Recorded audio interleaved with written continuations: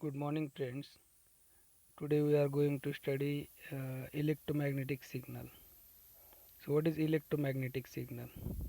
Electromagnetic signal is a signal that is consist of electric as well as magnetic field. Electric signal आणि magnetic signal दोन्हीचं combination म्हणजे electromagnetic signal. आपण जे wireless communication करतो by using mobile phones, mobile फोनमध्ये पण आपण ब्लूटूथचा use करतो किंवा वायफायचा यूज करतो किंवा मोबाईल फोनवरून एका फोनवरून दुसऱ्या फोनला कॉलिंग करतो. हे सर्व गोष्टींसाठी जे आपण वायरलेस कम्युनिकेशन इस्टॅब्लिश करतो त्यामध्ये सर्वात महत्त्वाचा रोल असतो तो इलेक्ट्रोमॅग्नेटिक सिग्नलचा. ॲक्च्युअल डेटा ट्रान्समिशन जे आहे ते इलेक्ट्रोमॅग्नेटिक सिग्नलच्या थ्रू होते. सो हा इलेक्ट्रोमॅग्नेटिक सिग्नल दोन कंपोनंटचा असतो, electric field and magnetic field. नंतर मग हे जे इलेक्ट्रोमॅग्नेटिक सिग्नल आहे याचे टाईप्स आहेत अकॉर्डिंग टू इट्स फ्रिक्वेन्सी. मग त्यासाठी आपल्याला फ्रिक्वेन्सी म्हणजे काय हे अगोदर माहीत पाहिजे. फ्रिक्वेन्सीची डेफिनेशन करायचं झालं तर frequency is number of cycles per second. म्हणजे जो इलेक्ट्रोमॅग्नेटिक सिग्नल आहे जो पास होतोय हवेमध्ये त्याचे जे सायकल्स पास होतात, एका सेकंदामध्ये जेवढे सायकल पास होतील तेवढी त्या सिग्नलची फ्रिक्वेन्सी. मग अकॉर्डिंग टू फ्रिक्वेन्सी इलेक्ट्रोमॅग्नेटिक सिग्नलचे क्लासिफिकेशन केलेले त्याला आपण म्हणतो इलेक्ट्रोमॅग्नेटिक स्पेक्ट्रम. मग फ्रिक्वेन्सी म्हणजे number of cycles pass in 1 second. एका सेकंदामध्ये सपोज जर 100 सायकल पास होत असतील इलेक्ट्रोमॅग्नेटिक सिग्नलचे तर त्या सिग्नलची फ्रिक्वेन्सी झाली 100 हर्ट्झ. जर एका सेकंदात 1000 सायकल्स पास होत असतील तर त्याची फ्रिक्वेन्सी झाली 1000 हर्ट्झ म्हणजेच 1 किलो हर्ट्झ. इलेक्ट्रोमॅग्नेटिक सिग्नलचे applications. Electromagnetic signals are use in wireless communication. मग ज्या ठिकाणी वायरलेस कम्युनिकेशन इस्टॅब्लिश झालेलं असेल त्या ठिकाणी इलेक्ट्रोमॅग्नेटिक सिग्नल्सचा आपण यूज करतो. म्हणजे mobile phones, television, radio, walkie-talkie किंवा आणखी काही जे मिलिटरी ऑपरेशन्स आहेत किंवा जे सबमराईन ऑपरेशन्स आहेत किंवा जे सॅटेलाईट कम्युनिकेशन आहे, रडार कम्युनिकेशन आहे, प्रत्येक ठिकाणी इलेक्ट्रोमॅग्नेटिक सिग्नलचा यूज केलेला असतो. So our next point is electromagnetic spectrum. आता इलेक्ट्रोमॅग्नेटिक स्पेक्ट्रम काय असतो पहा. अकॉर्डिंग टू फ्रिक्वेन्सी इलेक्ट्रोमॅग्नेटिक सिग्नलचे क्लासेस पाडलेले आहेत. मग फर्स्ट क्लास जर आपण स्टडी केला तर तो आहे एक्स्ट्रा लो फ्रिक्वेन्सी. मग एक्स्ट्रा लो फ्रिक्वेन्सी म्हटलं तर ते फ्रिक्वेन्सी रेंज आली 300 हर्ट्झ टू 3 किलो हर्ट्झ. म्हणजे जे काही सिग्नल्स आहेत ज्यांची फ्रिक्वेन्सी 300 हर्ट्झ ते 3 किलो हर्ट्झच्या मध्ये आहे त्यांचा यूज आपण ऑडिओ कम्युनिकेशनसाठी करतो. ऑडिओ जे काही ऑडिओ ॲप्लिकेशन्स आहेत त्यामध्ये यांचा यूज केला जातो. नंतर VLF very low frequency. Very low frequency is in between 3 kilo hertz to 30 kilo hertz. हे जे सिग्नल आहे त्यांचा use generally military as well as submarine ॲप्लिकेशनसाठी केला जातो. म्हणजे नेव्हिगेशनसाठी किंवा जे काही मिलिटरी ऑपरेशन्स आहेत त्यांच्यामध्ये जे काही कम्युनिकेशन असणार आहे किंवा जे काही ट्रॅकिंग असणार आहे त्यासाठी आपण या सिग्नलचा यूज करतो.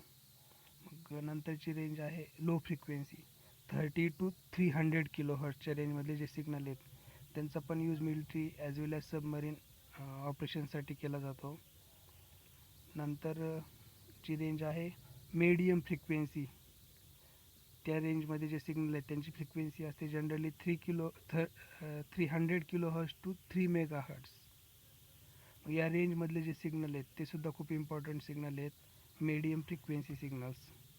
मग हे इलेक्ट्रोमॅग्नेटिक सिग्नल जे आहेत ते आपण AM as well as MW कम्युनिकेशनसाठी करतो. AM म्हणजे ॲम्प्लिट्यूड मॉड्युलेटेड सिग्नल्स आणि MW म्हणजे मीडियम वेव्ह सिग्नल्स. यांचा यूज आपण रेडिओ कम्युनिकेशनसाठी करतो.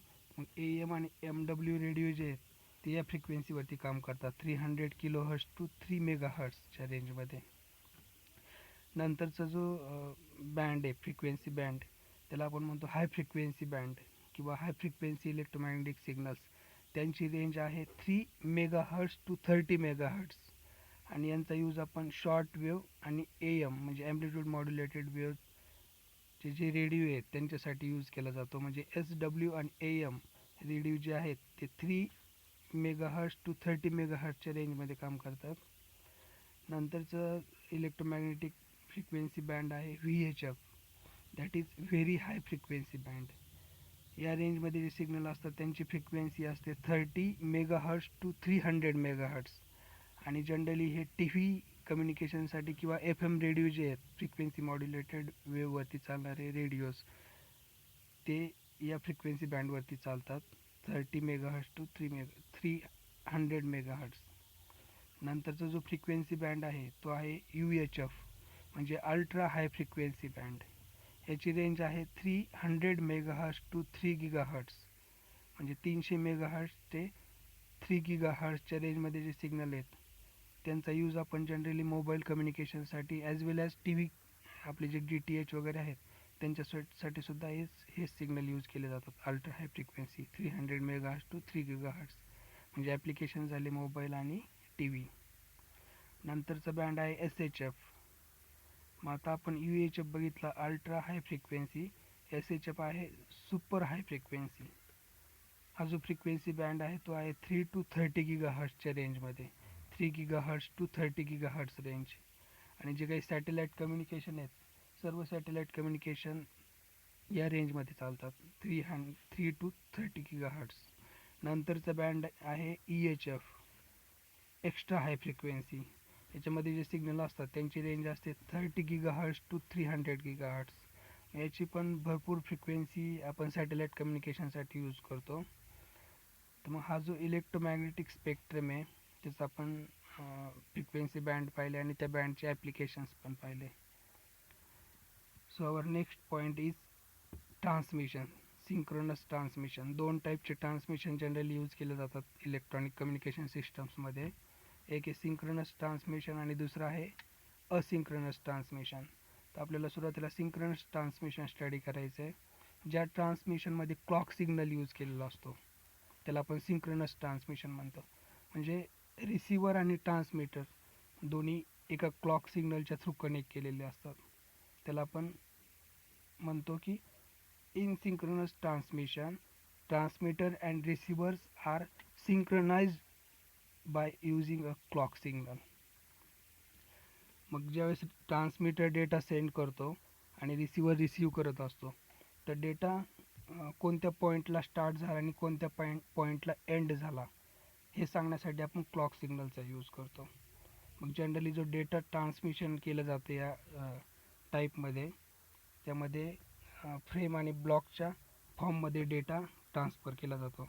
मग फ्रेम किंवा ब्लॉक कोणत्या पॉईंटला स्टार्ट झाला आणि कोणत्या पॉईंटला एंड झाली हे सांगण्यासाठी आपण क्लॉक सिग्नलचा यूज करतो. मग सिंक्रोनस ट्रान्समिशन हे हाय स्पीड ट्रान्समिशन आहे. नंतर लार्ज अमाऊंट ऑफ डेटा आपण ट्रान्समिट करू शकतो.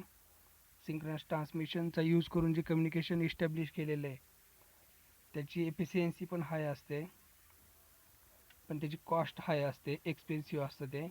आणि सिंक्रोनस ट्रान्समिशनचं जर एक्झाम्पल पाहायचं झालं तर mobile communication, video calling etcetera आपण पाहू शकतो ज्यामध्ये क्लॉक सिग्नल यूज केलेला असतो.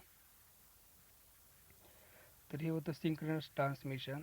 आपण ज्यावेळेस मोबाईलवरती कम्युनिकेशन करतो, व्हिडिओ कॉलिंग असेल किंवा लँडलाईन फोनवरून केलेलं जरी कॉलिंग असेल ते आलं सिंक्रोनस ट्रान्समिशनमध्ये. कारण की त्या ठिकाणी आपला जो डेटा ट्रान्समिट किंवा रिसीव्ह केला जातो तो फ्रेम किंवा ब्लॉकच्या फॉर्ममध्ये असतो आणि तो स्टार्ट केव्हा होतो आणि एंड केव्हा होतो हे सांगण्यासाठी एक स्पेशल क्लॉक सिग्नल यूज केलेला असतो. Then second type is asynchronous transmission. Asynchronous ट्रान्समिशनवरती जे कम्युनिकेशन सिस्टम बिल्टअप आहेत त्यांच्यामध्ये क्लॉक सिग्नल यूज केलेला नसतो. क्लॉक सिग्नलच्या ऐवजी त्यामध्ये पॅरिटी बिट्स ॲड केलेले असतात, एक्स्ट्रा बिट्स. ते पॅरिटी बिट्सचा यूज काय आहे, ज्यावेळेस डेटा सेंड केला जातो तो डेटा कॅरेक्टर्सच्या फॉर्ममध्ये असतो, बाईट्समध्ये. मग तो डेटा स्टार्ट केव्हा झाला आणि एंड केव्हा झाला हे सांगण्यासाठी ॲडिशनल बीट्स यूज केलेले असतात. त्या बाईट्सच्या अगोदर एक बीट आणि शेवटी एक बीट, त्याला पॅरिटी बीट्स म्हणतात. आणि त्या पॅरिटी बीट्सचं फंक्शन असतं to inform receiver at what point data starts and at what point data ends. त्याला आपण पॅरिटी बिट्स म्हणतो, जे एक्स्ट्रा बीट ॲड केलेले आहेत. नंतर असिंक्रोनस ट्रान्समिशनमध्ये small amount of data transmission केला जातो. म्हणजे फक्त small amount of data transmit करायचा असेल तरच एफिशियंटली या सिस्टम्स वर्क करतात. जर डेटा लार्ज असेल तर व्यवस्थित वर्क करत नाहीत असिंक्रोनस ट्रान्समिशनवरती बिल्टअप असलेल्या कम्युनिकेशन सिस्टम्स. नंतर यांचा जर स्पीड बघितला आपण, तर स्पीड खूप स्लो असतो Wien compared with synchronous transmission. नंतर याची कॉस्ट कमी असते Wien compared with asynchronous transmission. याचे जर एक्झाम्पल पाहिजे झाले तर टेक्स्ट मेसेजेस किंवा ईमेल्स, जे काही आपण टेक्स्ट एक्सचेंज करतो किंवा ईमेल्स एक्सचेंज करतो, ते एक्झाम्पल झालं असिंक्रोनस ट्रान्समिशनचं. त्या ठिकाणी कुठलाही क्लॉक सिग्नल यूज केलेला नसतो, फक्त पॅरिटी बिट्स यूज केलेला असतात. डेटा कधी रिसीव झाला तर रिसिव्हर फक्त पॅरिटी बिट चेक करतो आणि त्याच्यावरून तो फाइंड करतो डेटा कधी स्टार्ट झालेला आहे आणि कधी एंड झालेला आहे. तर हे होतं आजचं आपलं. ह्याच्यावरती काही तुम्हाला जर क्वेश्चन असतील तर तुम्ही खाली कमेंटमध्ये विचारू शकता, मी तुम्हाला त्याचं उत्तर देईल. थँक्यू.